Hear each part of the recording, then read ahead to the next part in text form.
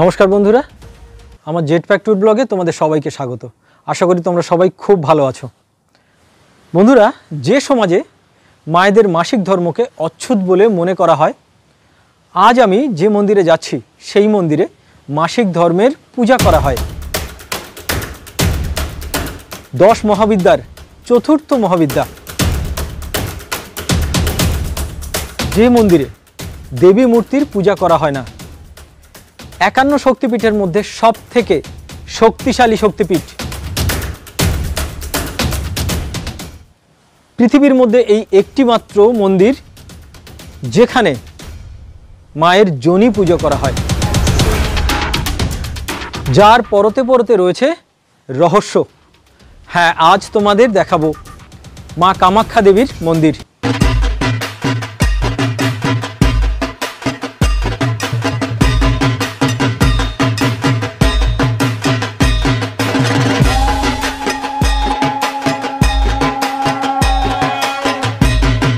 বন্ধুরা, আমি পিন্টু আর তোমরা দেখছো তোমাদের প্রিয় YouTube channel Jetpack tour blog.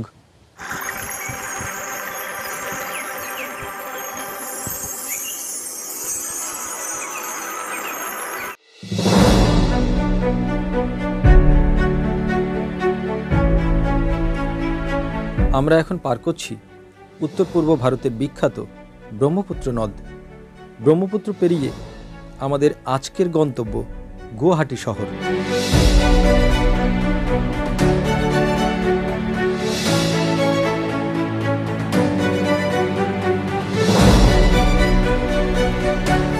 বিকেলের পড়ন্ত বেলার রোদ গায়ে মেখে 05640 কলকাতা শিলচর স্পেশাল এগিয়ে চলেছে তীর্থভূমির দিকে।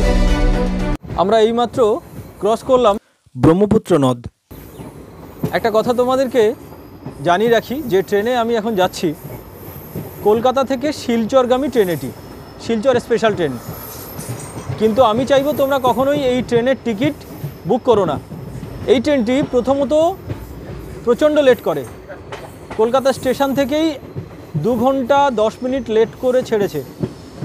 3টেয় ছাড়ার টাইম ছিল ওখানে, গুয়াহাটি পৌঁছানোর টাইম 12:30টার সময়। কিন্তু এই ট্রেনটি কলকাতা স্টেশন থেকে টাইমলি না ছাড়ার ফলে আমাদের পৌঁছতে কিন্তু প্রায় 3 ঘন্টা লেট হয়ে যাবে।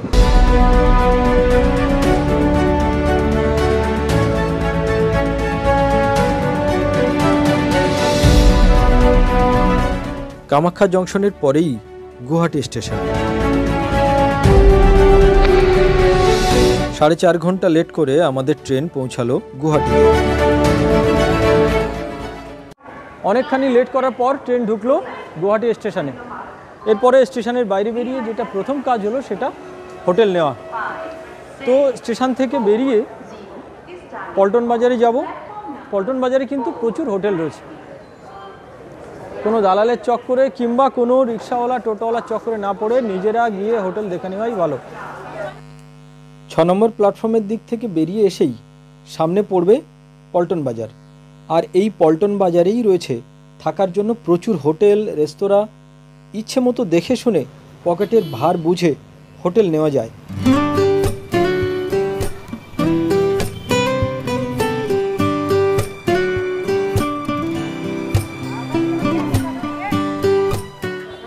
স্টেশন থেকে একটু এসেই সামনে পল্টন বাজারের মধ্যে আমি পেয়ে গেলাম একটি হোটেল, হোটেল রাজদূত।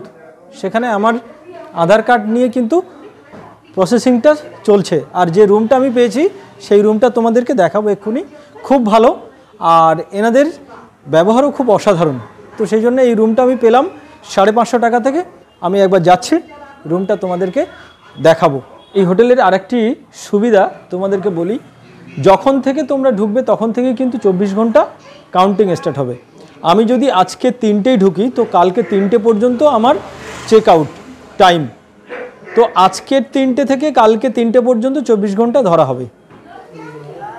সমস্ত কাজ এখন কিন্তু শেষ হয়ে গেছে। আমরা এখন যাচ্ছি যে রুমে থাকবো সেই রুমটা তোমাদেরকে দেখাবো। সব থেকে সুবিধা হচ্ছে এখানে কিন্তু লিফট রয়েছে।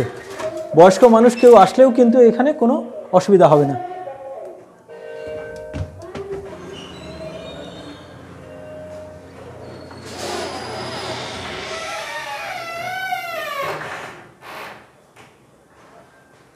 এই হলো রুম। পরিষ্কার পরিচ্ছন্ন রয়েছে। এপাশে রয়েছে টিভি, টেবিল, ড্রেসিং টেবিল, আয়না রয়েছে, একটি চেয়ারও রয়েছে, অসুবিধা নেই। আর উপরে ফ্যান রয়েছে। এই রুমের একটি সুবিধা হলো এক পাশে স্নানের জায়গা, এটা উপরে শাওয়ার রয়েছে, আর এই পাশে হচ্ছে ল্যাট্রিন। ল্যাট্রিনটা এই পাশে। রুম নেওয়া হয়ে গেল। এখন ফ্রেশ হতে যাব। ফ্রেশ হয়ে বাইরের খাবার দাবার কী আছে সেগুলো একটু খেতে হবে। পেটে প্রচণ্ড খিদে দৌড়চ্ছে, একদম মানে নাড়ি আর নেই, কিছু শেষ হয়ে গেছে। একটু খেয়ে নিই, ফ্রেশ হয়ে নিই। বাকি কাল সকালে কামাখ্যা মন্দির দর্শন করাবো। সুপ্রভাত বন্ধুরা, ঘড়ির কাঁটায় এখন 5টা 20, আর আমি হোটেল থেকে স্নান করে বেরিয়ে পড়লাম মা কামাখ্যা দেবীর মন্দিরে যাওয়ার উদ্দেশ্যে। বাইরেটা কিন্তু এখনও অন্ধকার, মন্দিরে প্রচণ্ড লাইন পড়ে, যার জন্যে আমরা একটু তাড়াতাড়ি বার হয়ে পড়লাম।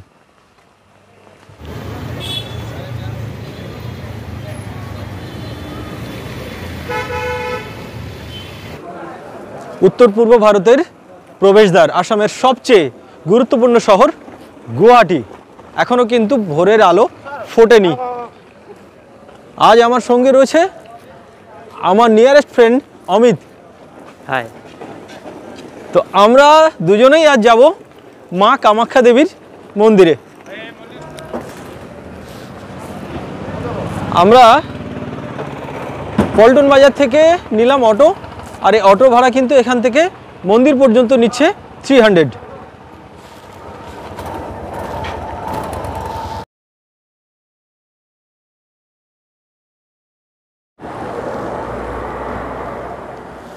রাস্তা সোজা এদিক দিয়ে ঘুরে গেছে, গিয়ে এই রাস্তা দিয়ে সোজা এই হলো মা কামাখ্যা দেবী মন্দিরের গেট। আমরা এটা দিয়েই উপরে উঠব।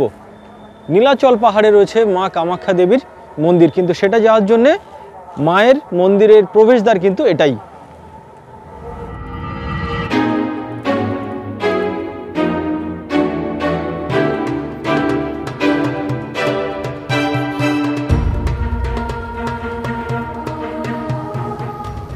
ভোরবেলা রাস্তা ফাঁকা ছিল, তাই মন্দিরের স্টপেজ পর্যন্ত পৌঁছতে আমাদের সময় লাগলো 20 মিনিট।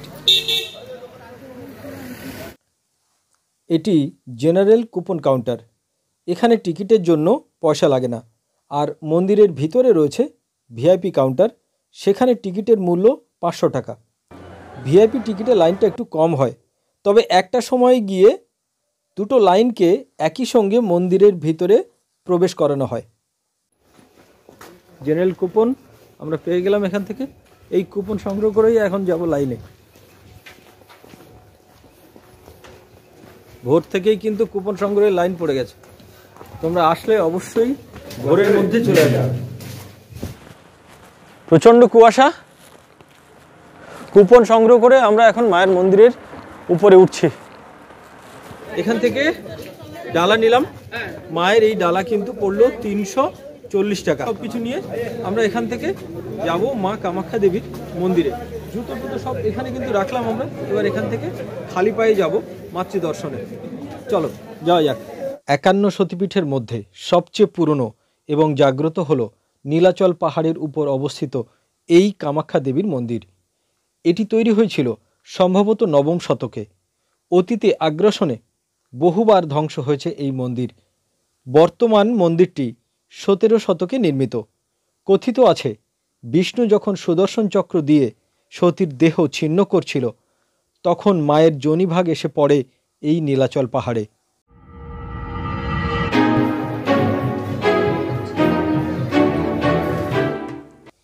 এখান থেকে ভোগের কুপন দেয়া হয়, আর ভোগ দেয়া শুরু হয় বেলা 12টা থেকে। একেবারেই এর পাশে উল্টো দিকে ডান দিকেই রয়েছে ভোগ কাউন্টার। বহু বছরের পর আজ মাতৃ দর্শনের স্বপ্নটা পূরণ হবে আশা করছি। আর সঙ্গে আছে আজ আমাদের অমিত ভাই। অমিতের বাড়ি আসামেই।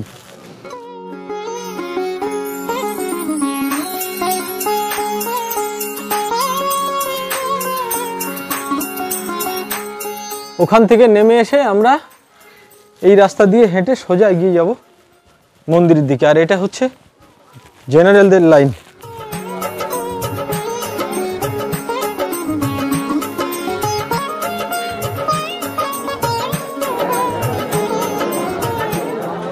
কুপনে স্ট্যাম্প লাগিয়ে বসে আছে সবাই, এরপরে এক এক করে ছাড়বে এখান থেকে।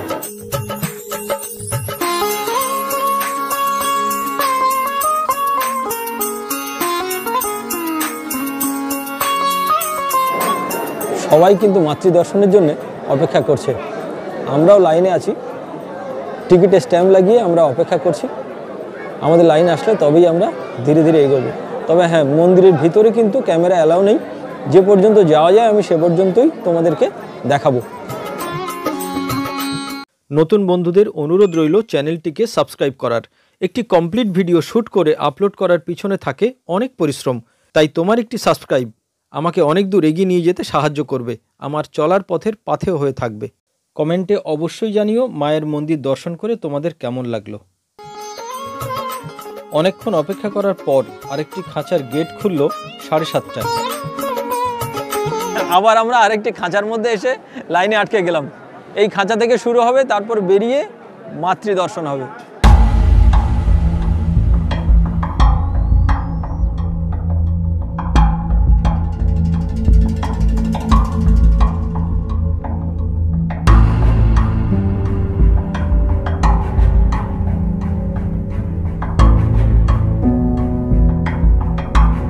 এক টাইপের খাঁচা ছেড়ে আমরা আর এক টাইপের খাঁচা এসে পড়লাম।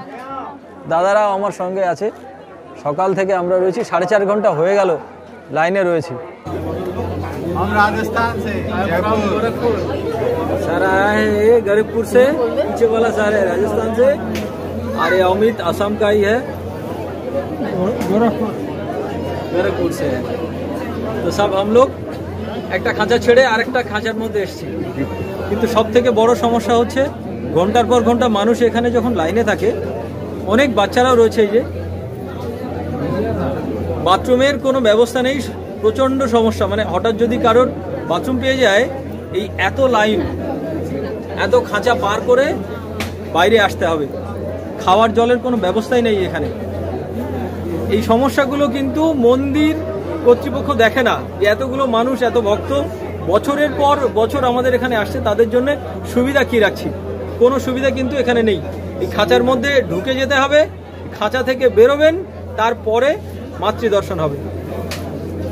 সময়ের কোনো ঠিক নেই, ঘন্টার পর ঘন্টা, 6 ঘন্টা, 7 ঘন্টা, 8 ঘন্টাও কিন্তু এখানে লাগতে পারে। সেই জন্য কামাখ্যা মন্দিরে আসার আগে কিন্তু ভেবে চিন্তে আসবেন।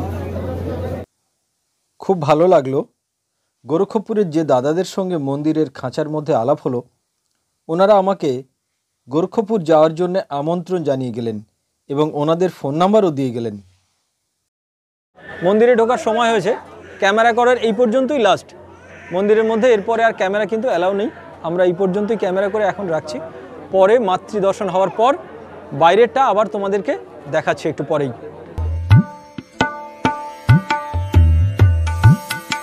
কামাখ্যা মন্দির হলো তন্ত্র সাধনার পীঠস্থান। প্রচুর তান্ত্রিক এবং অঘরীরা এখানে মাতৃ আরাধনা করেন, শক্তির আরাধনা করেন।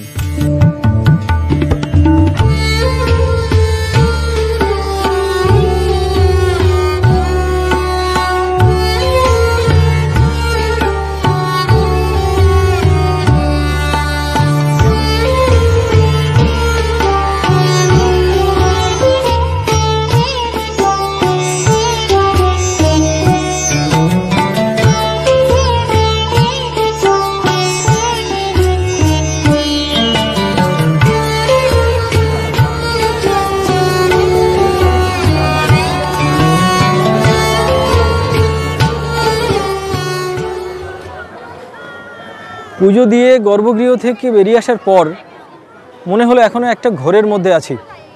মাতৃদর্শন করার পর মনটা প্রশান্তিতে কিন্তু ভরে গেল। ভিতরে কি হলো এখনো পর্যন্ত স্বপ্নাতীত। মানে ওই যে কয়েক সেকেন্ড ওখানে শুধুমাত্র থাকতে দেয়, তার মধ্যেই ওই জল স্পর্শ করলেই মনটা একটা আলাদা শান্তিতে ভরে ওঠে। তো এত দিনের একটা স্বপ্ন আজকে সার্থক হলো। তোমরা যদি পারো অবশ্যই একবার মা কামাখ্যা দেবীর মন্দিরে এসো। ভীষণ জাগ্রত এই মা কামাখ্যা দেবীর মন্দির। কামাখ্যা মন্দিরের বিশেষ আকর্ষণ হলো অম্বুবাচী মেলা। অম্বুবাচীর 3 দিন মন্দির বন্ধ থাকে। মা সে সময় রজস্বলা হন। সারা ভারতবর্ষ থেকে সাধু, সন্ন্যাসী, তান্ত্রিক, অঘরীরা এই সময়ে মায়ের সাধনা করতে এখানে আসেন।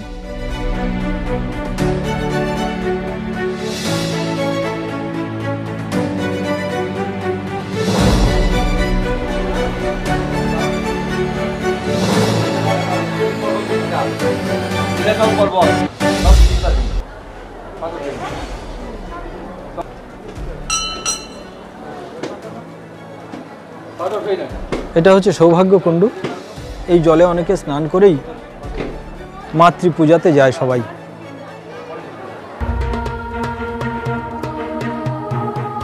এই হলো বলিঘর, আর বলিঘরের উল্টো দিকে রয়েছে মায়ের গর্ভগৃহে যাওয়ার পথ।